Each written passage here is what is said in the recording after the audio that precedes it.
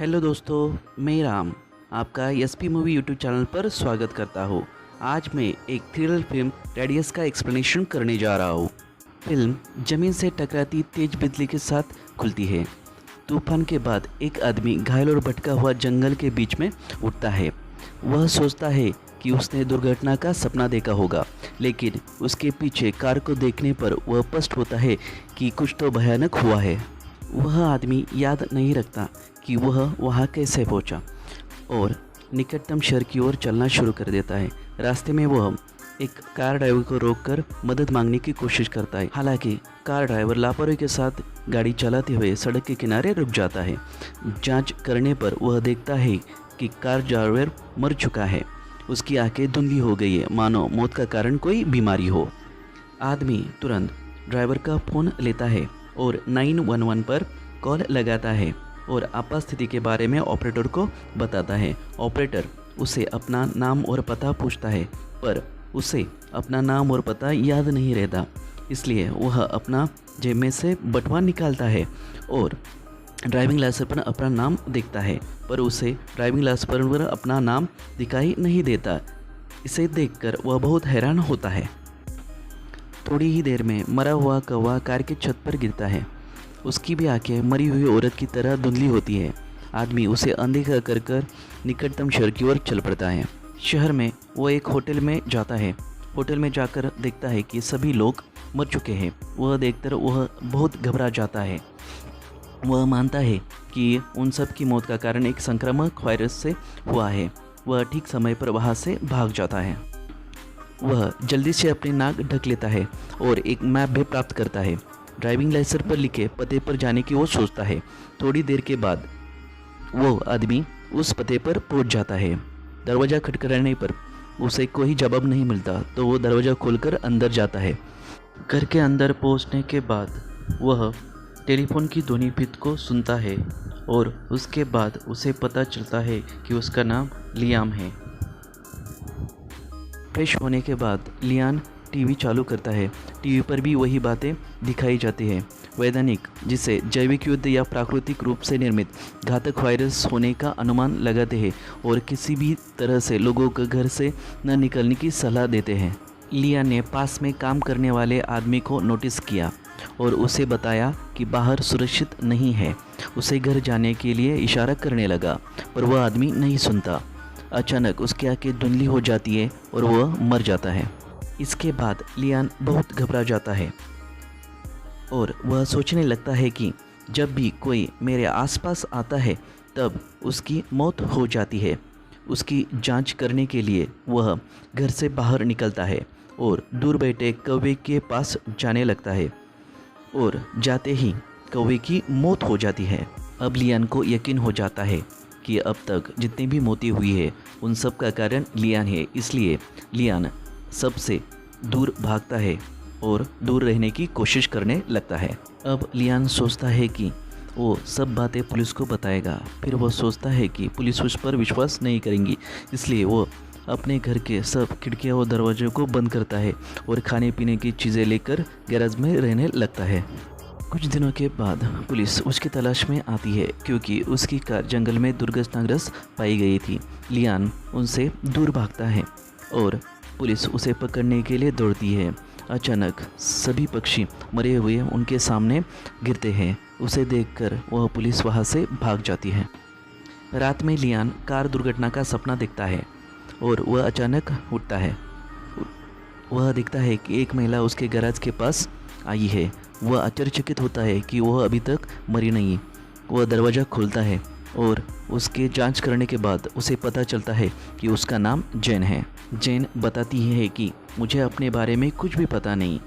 जब मैं अस्पताल में थी, कर्मचारी ने बताया कि एक मेरे साथ कार दुर्घटना हुई थी और कार तुम्हारी थी, इसलिए मैं तुमसे पूछने आई हूँ कि क्या तुम मेरे बारे में कुछ जानते हो। और दोनों एक दूसरे की तरफ हैरानी से देख रहे हैं। दोनों एक दूसरे की तरह हैरान हैं। उन्हें हादसे की झलक याद है, लेकिन पता नहीं इसका क्या कारण था और वे एक साथ क्यों थे। जैसे ही वे वो बात करते हैं, एक पिल्ला लियाम के पास आता है और वो मरता नहीं। इससे उसे विश्वास हो जाता है कि वह मौत का केंद्र नहीं है। वह जेन को अपने बारे में नहीं बताता और दोनों एक साथ अब उसके घर में जाते हैं। घर में जाने के बाद भी वे दोनों अपने बारे में सोचने लगते हैं। वे कौन हैं, उनके साथ क्या हुआ था, पर उन्हें कुछ भी याद नहीं आता है। फिर वे दोनों जहाँ पर यह हादसा हुआ था उस जगह पर जाने का फैसला करते हैं और सुबह उस जगह पर जाते हैं, पर उन्हें कुछ भी याद नहीं आता। जेन परेशान हो जाती है। जेन बताती है कि उसे सिर्फ याद है कि उसके हाथ में एक कागज़ था और वह पानी में गिर जाता है, लेकिन वे अभी हार मानने के लिए तैयार नहीं है। वे दुर्घटना स्थल पर यह देखने के लिए जाते हैं कि उन्हें कुछ याद आता है या नहीं। वहां पहुंचने पर उन्हें ज़मीन पर एक बड़ा सा काला घेरा नज़र आता है, जैसे उन्हें उम्मीद थी। घेरा देखकर उन्हें रात की कुछ झलकियाँ याद आ जाती है।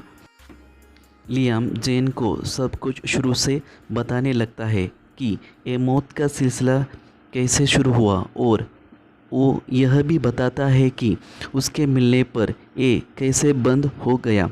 यह देखकर जेन घबरा जाती है और जेन वहाँ से भागने लगती है। लियाम उसका पीछा करता है। वह अचानक ये कार आ जाती है और उसमें से एक महिला उतरती है और वो खुद को एक पुलिस बताती है। वह लियाम को उस आदमी के रूप में पहचानती है जिसकी कार उसे जंगल में मिली थी। जैसे ही जेन वहाँ से दूर जाती है उसी समय उस पुलिस औरत की मौत हो जाती है। उसे देखकर जेन हैरान हो जाती है और उससे लियाम की बातों पर विश्वास हो जाता है। उसकी जांच करने के लिए वे दोनों बकरी पर एक्सपेरिमेंट करते हैं।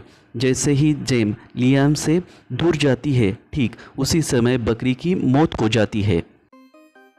अब जेन को लियाम की बातों पर पूरा यकीन होता है। उसके बाद दोनों MRI स्कैन करने के लिए अस्पताल में जाते हैं, पर डॉक्टर उन्हें नॉर्मल बताते हैं। तभी न्यूज़ में बताया जाता है कि उन्हें एक किसान और पुलिस की लाश मिली है और वह खूनी को जल्द ही पकड़ लेंगे। दोनों को पता है कि अगर उसे गिरफ्तार किया गया तो और लोगों की मौत हो जाएगी। वे देखते हैं कि पुलिस पहले से ही अस्पताल में मौजूद है। वे जल्दी से लिफ्ट की ओर दौड़ते हैं। लियाम अंदर जाता है, लेकिन जेन लापता व्यक्ति के पोस्टर से विचलित हो जाती है। उसे याद आता है कि वह पुल पर जो कागज़ देख रही थी वह खाली नहीं था, उस पर उसी की ही तस्वीर थी। लियाम जेन से दूर हो जाता है। अब वो घबरा जाता है। उसे लगता है कि अब इन सब की मौत हो जाएगी। वह अपने साथ के लोगों को कहता है कि जितनी तेज़ी से बाहर भाग सकते हो उतनी तेज़ी से भागो। जब लिफ्ट का दरवाज़ा खुलता है तो वे सब भागने लगते हैं, पर जेन उसी समय उसके पास आती है। गनीमत रही कि इस घटना में किसी की भी जान नहीं गई। वे दोनों कार में वहाँ से निकल जाते हैं। लियाम को फिर से दुर्घटना का सपना आता है। थोड़ी देर के बाद जेन रेडियो पर खबर सुनती है कि उसके लापता होने की खबर उसके पति ने पुलिस को बताई है। जेन हैरान है क्योंकि उसे नहीं पता था कि वह शादीशुदा है या नहीं। वे उससे अकेले मिलने के लिए जाते हैं और उसे उनकी मदद करने के लिए मना लेते हैं। शुरू में आदमी दोनों पर विश्वास नहीं करता, पर उसे यकीन दिलाने के लिए लियाम कुछ पक्षियों को मारकर अपना अभिशाप प्रदर्शित करता है। सैम के पास उन पर विश्वास करने के अलावा कोई रास्ता नहीं था। तीनों उसके कार्यालय में जाते हैं जहां वे छुप सके। लियाम को उस कार्यालय में लापता व्यक्ति का पोस्टर मिलता है जिसे जेन ने याद रखा था। उस पोस्टर पर जेन का फोटो था, पर उस पर नाम अलग था। सैम बताता है कि उसका नाम रोज़ा है और जो गर्ल्स फोटो में है वो उसकी जुड़वा बहन लिली है। वो कुछ महीनों से लापता हो गई है और फिर वापस नहीं आई। लिली को लेकर सैम और जेन में बहस हो जाती है। अब जेन पूरी तरह से उलझन में पड़ गई थी। उसे अब कुछ भी नहीं सोच रहा था, इसलिए वो सुसाइड करने का फैसला करती है। लियाम जेन को खोजता है और उसकी जान बचाता है और जेन को लेकर ब्रिज से दूर चला जाता है। उसके बाद जेन को लियाम की गोद में सोया हुआ देखकर सैम को जलन होती है और वह पुलिस को बुलाता है। जब पुलिस आती है और वो लियाम और जेन को अलग करती है, उसी समय उन सब की मौत हो जाती है और आसपास के लोग भी मर जाते हैं। सभी के मरने के बाद सैम दोनों को भाग जाने की सलाह देता है और वादा करता है कि वो इन चीज़ों को याद रखेगा। लियाम को इस बात का अंदाज़ा हो गया था कि दुर्घटना के बाद वे कहाँ जा रहे थे। वे एक गैस स्टेशन पर रुके हैं जहाँ एक समाचार प्रसारण अचानक ध्यान आकर्षित करता है। पृथ्वी की उसी जगह पर वही घटना फिर से घटित हुई थी। अगले सीन में वे दोनों एक झील के किनारे पर बने कैबिन में पहुंचते हैं। लियाम जेन को बताए बिना पास के झील में जाता है। नाव पर चढ़ने पर वह देखता है कि मछलियां मर रही है। तभी जेन को एक डायरी मिलती है। इसके अंदर व्यक्ति के बारे में विस्तृत नोट के साथ कई लापता व्यक्ति के पोस्टर हैं। उसमें उसे उसकी बहन का भी पोस्टर दिखाई देता है और अगले पन्ने पर उसका नाम दिखाई पड़ता है। जेन को सभी बातें समझ में आने लगती है। लियाम एक सीरियल किलर है जो महिलाओं को अपहरण करके हत्या करता है। लियाम को सच्चाई का एहसास होता है कि उसने जेन की बहन को मार डाला और उसके शरीर को पानी में फेंक दिया। वह जेन के साथ भी ऐसा ही करने वाला था। उसमें कहासुनी हो गई जिससे हादसा हो गया। हालांकि दोनों सकुशल कार से बाहर निकल गए। जब वे बाहर थे उसी समय ब्रह्मांडीय घटना घटित हुई और उन्हें गुंबद के आकार की ऊर्जा के अंदर फंसा दिया। उन्हें याद नहीं कि उनके बाद क्या हुआ। उस भयानक काम के बारे में सोचता है जो उसने तब किया था। लियाम झील के बाहर आता है और उल्टी कर देता है। अचानक जेन एक बंदूक लेकर आती है और उसे अपने बहन को झील से वापस लाने के लिए कहती है। वह उसे मारने वाली है, लेकिन ऐसा करने के लिए वो खुद को तैयार नहीं कर सकती।